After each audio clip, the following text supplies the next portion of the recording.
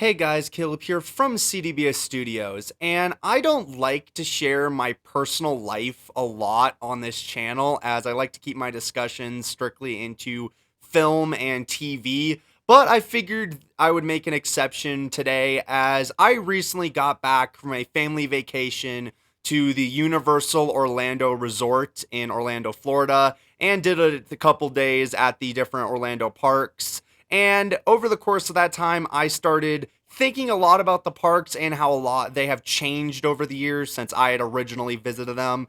And that there's a lot of things that I didn't know going to the parks that I wish I did.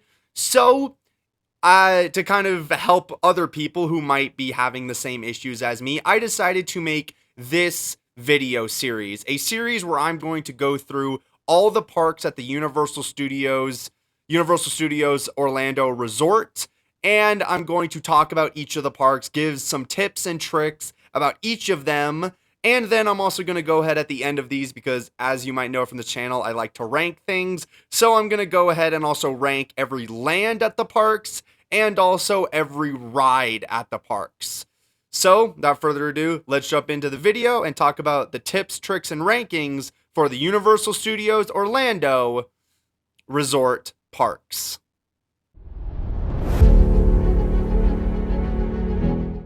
Today in this video, I'm going to be sticking strictly to the Universal Studios Florida park. This is the main park at the resort, and if you want to hear my thoughts on Islands of Adventure and Epic Universe, feel free to go on to the other videos in the series after you finish this one. But starting off with the list, I'm going to talk about some of the overall tips and tricks I have for Universal Studios Orlando. The first thing I'm going to bring up right away is that the date of my visit was January 2026. So if you're in the future and anything in the parks have changed since then, just know that I obviously won't know about them, and January 2026 is what I'm basing this list off of. So jumping into the tips and tricks, the first thing I'm going to talk about is the Universal Orlando app. This app is actually something that I would highly recommend you download before you visit, as not only will the app give you the wait times, will give you the map of the park, also giving you the wait times for all of the different attractions and that, but it also is very crucial for food. I did not know this when I went to the parks initially, but one of the easiest ways to order food at the park is through the app.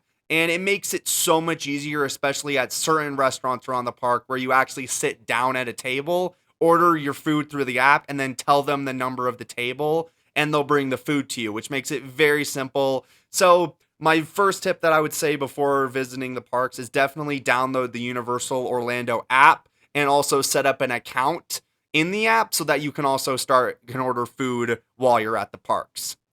Next, I'm going to talk about the lockers at the different parks. Now, if you're planning to take a backpack to the parks at all, if to carry things like rain jackets, your wallet, or anything like that, just know that there are a couple attractions at the park that you are not able to bring your backpack on with you at the main park. These rides mainly being things like Escape from the Mummy, Men in Black Alien Attack, and also Harry Potter and the Escape from Gringotts.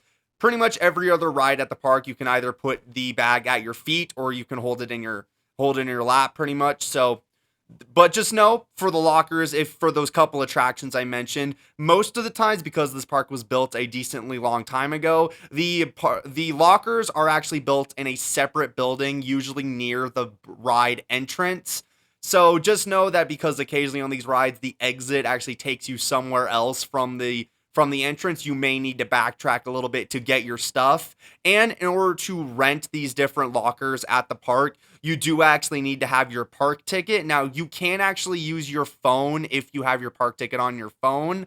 So make sure to keep that up or know at least how to find it quickly, because what you can do is you'll scan it at these terminals and it'll rent the locker for the amount of time you're going to ride the ride. The computer system actually updates based on how long the wait time is. So it usually is pretty accurate on how long it'll hold your stuff for you. And these smaller lockers are usually free for that time you ride, but there are bigger lockers. So I would highly recommend, if you're going to take any kind of backpack, make it small enough that it can fit in the smaller lockers, because otherwise you're going to have to pay $3 to rent the locker while you ride. And then also don't forget your stuff in the locker, because you will also get charged if you leave it in that locker for a long time. And the last thing I'm going to bring up talking about this is the rides and the land, specifically at this park. Something you just might want to know straight up the fact is that Universal Studios Florida has a lot of rides that are motion simulators where you're either sitting in a seat that's moving in like a 4D experience kind of way, or you're in like an actual car that's like shifting and moving around. So if you're prone to motion sickness or anything like that, you may not consider this. But this is also probably the best park in terms of like family friendly, because if your kids aren't into high intense coasters, then you might not enjoy the other parks. So the motion simulators are very big at this park.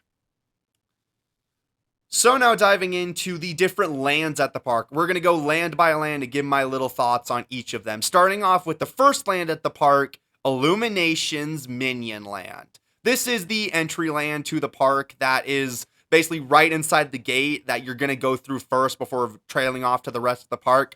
And because this land is actually the entry land to the park, most people actually start here in Minion Land. So my first tip, don't.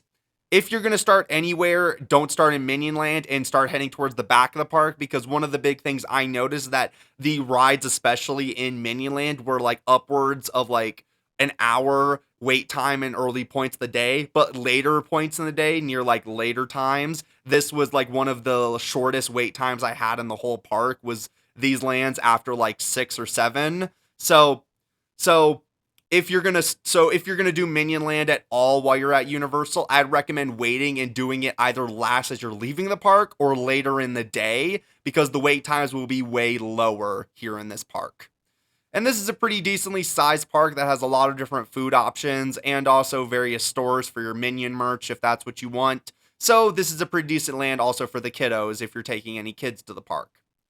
Now moving into my thoughts on the rides, the first ride you have in Minion Land is Despicable Me Minion Mayhem, and this is the first of our very long list of motion simulators on this list, as this is a motion simulator that is designed to be like a 4D experience where you're sitting in these little chairs that are moving alongside a screen. And the first thing I will say about this ride as a whole is that this ride is very childish in design and also in its humor, but being a ride based on the Despicable Me movies, that's kind of what you would expect from it. So if you're an older person that's going by yourself, then you might be hesitant to do this ride as it's very childish in its nature. But at the end of the day, it is also a great way to get out of the heat if you're looking for something just to stand in the air conditioning for a little while. And then the second ride that you have in this land is Illumination's Villain Con Minion Blast. This is a very interesting kind of shooter where you're standing on like a moving walkway and you're firing blasters at different screens. And the standing up mechanic of this ride makes it a very different kind of shooter that I'm not sure I like or dislike, to be honest. The blasters are not very accurate, but I will also say that this is one of the only rides at the park where if you have an account in the Universal app, you can actually pair your account to the blaster through scanning a QR code, which also allows some upgrades to the blaster and also for you to keep your score intact. So that might be something you want to know. But I will also say that if you're going to do this ride, be aware that it is a moving walkway and they have dots you're supposed to stand on, and there is a chance that the people around you won't stand still. So just know in advance you may accidentally get hit in the arm with one person shifting next to you by standing close to you. Moving on to the next land on our list, we have Hollywood, and this is the first of many city-themed lands we're going to see on this list. First off, this land is a pretty decently sized land for shops and food, as it's based on Hollywood, so it's a lot of different food options that are pretty decent, and even some great shops, of course. And this is also the first land that has a couple shows that come with it, where you have like a horror makeup show, you have a Jason Bourne action show. So there are definitely some shows for people that maybe are not into the motion simulators. You can also stop here to have some pretty decent designs with the shows. And they also have the Back to the Future vehicles as a display in this land as well. So if you're a super fan of Back to the Future like I am, this is also pretty cool to see. And then moving into the only ride that is in this land, we have E.T. Adventure. And this is a very well-themed ride. I'll admit the queue and the ride itself are very well-themed in this attraction. I do really like the ride vehicle on this ride, as it's very, very simple, actually looking like bikes. And it's one of the few rides where if you do take your backpack on with you, you actually hang it on the handlebars. So just know that in advance. But I will also say that the ride itself is very, very short. So if the wait time for this one is super long, you may consider maybe not doing it, as this ride being really short, I don't know if it's fully worth it, but it is definitely one of the better rides at the park, so I would highly recommend it. Next up, we have DreamWorks Land, and I'm going to be completely honest with most of you. If you are not planning on traveling to this park with at least a small child, this is one of the few lands in the whole park where you can basically skip over the entire thing, as this land is pretty much designed to be the children's play area, as most of the things you're going to find in this land are play areas or shows dedicated to like the little kids. And it makes for a land that is very, very much designed to be, hey, you came to this park with someone below the age of 10, this is pretty much where you can send them. So just know that in advance. And the only ride that exists in this land is, of course, Trolls Troller Coaster, which is designed to basically be baby's first coaster. So again, if you are older than the age of 10, this is probably the one land at the entire park you may consider just skipping over entirely and just moving on to the other better themed, better places in the park.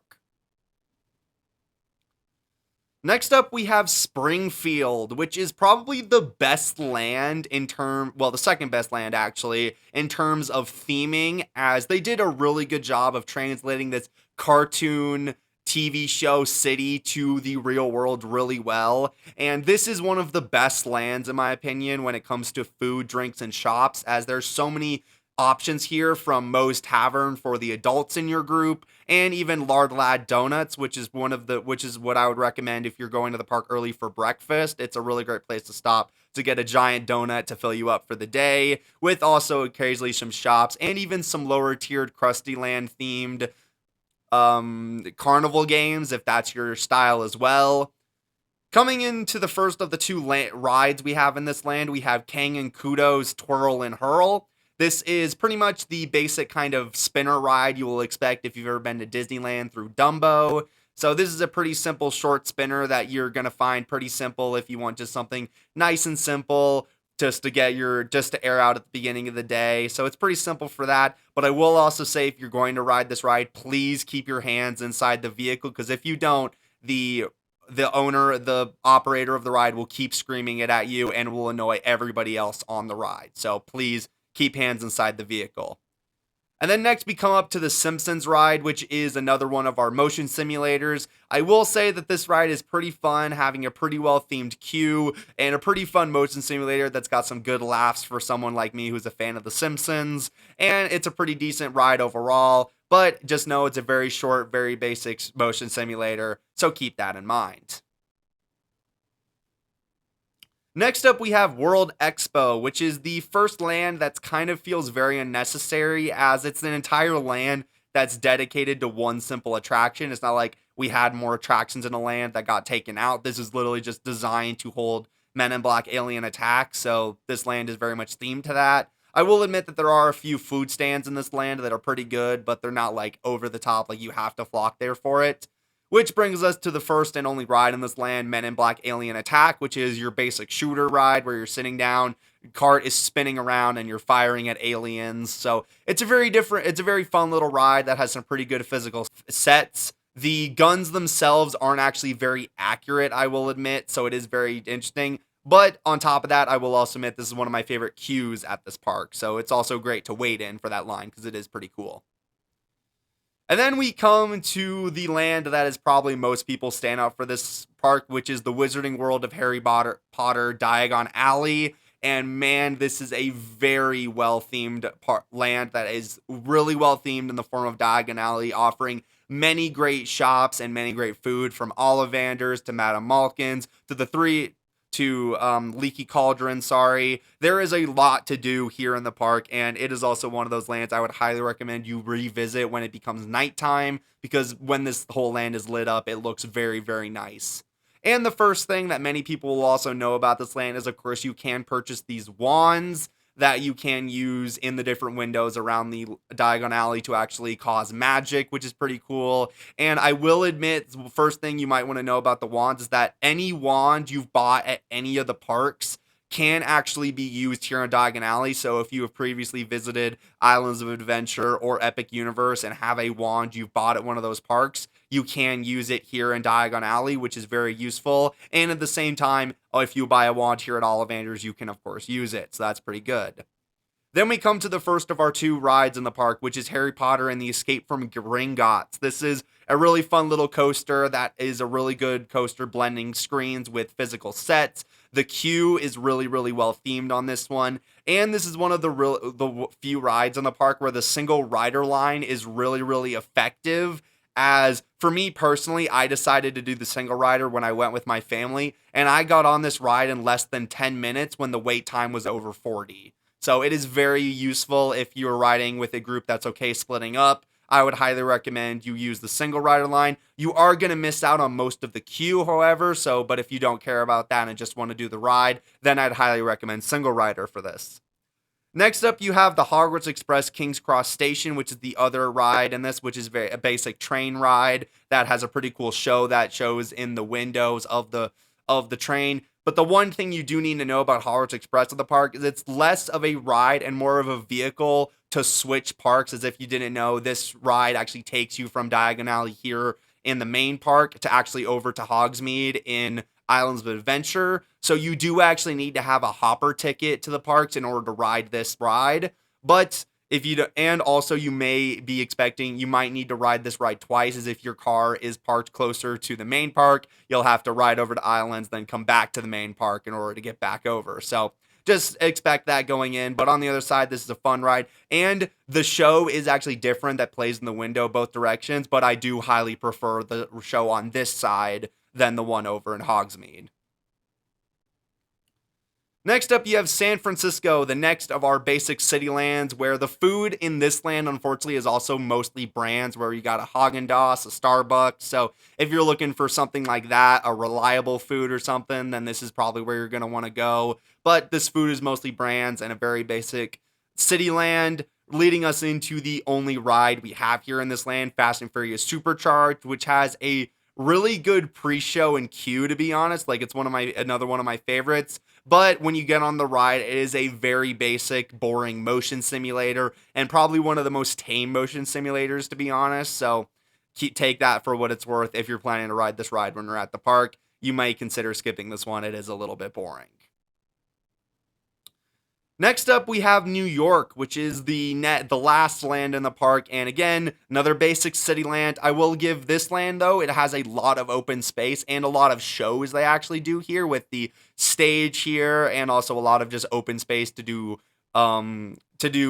shows. So you will know that. And there are a couple of good food cases carrying over. But that just brings us straight into the rides, where the first ride we have is Revenge of the Mummy. And this is a really great coaster that has a really great queue. And the coaster itself is another one that blends sets and screens, and even has some of the best fire effects I've ever seen on any attraction. So it's a very worthwhile coaster if you don't mind doing it.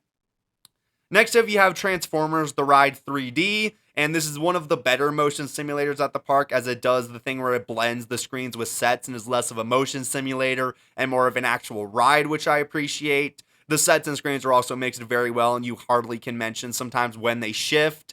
And I will also admit that the queue is good on this ride, but it can also be really, really loud. So just know that going in, that this is one of those queues that's very in your face, loud equals entertainment kind of thing. So just know that. And then next we have Race Through New York starring Jimmy Fallon. And this is the most egregious, I think, motion simulator, as if you rode Minion Mayhem earlier in the day or are planning to ride it on your way out of the park. This ride is basically just Minion Mayhem, but Jimmy Fallon themed. So it's very hard to draw the comparisons, especially when this ride is basically next door to Minion Mayhem. They're like very close in proximity. So I don't know if this one is very worth it if you're planning to do Minion Mayhem. And it's very hard to compare the two. But I will admit the queue on this ride is pretty decent. So I will give the ride that going for it. And that brings us to the end of my tips and tricks regarding each of the lands at Universal. So before I let you guys go for the day and go enjoy your day at Universal Studios or Florida, we're going to go quickly and I'm going to rank to the lands and the rides. So starting off with the lands, at number 8, my least favorite land is DreamWorks Land.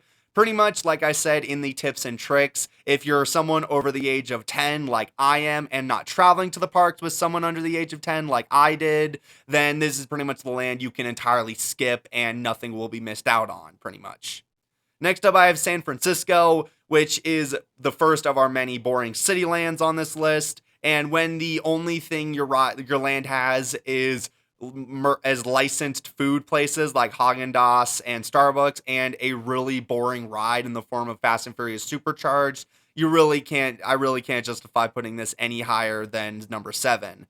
At number 6, I have World Expo. I mentioned this again in the tips and tricks that this is less of a land and more of a front to host Men in Black Alien Attack, which is a pretty decent ride, all things considered. But again, there's nothing else to do in this land besides that ride. So unless you're riding Men in Black Alien Attack, you're probably not spending much time in World Expo.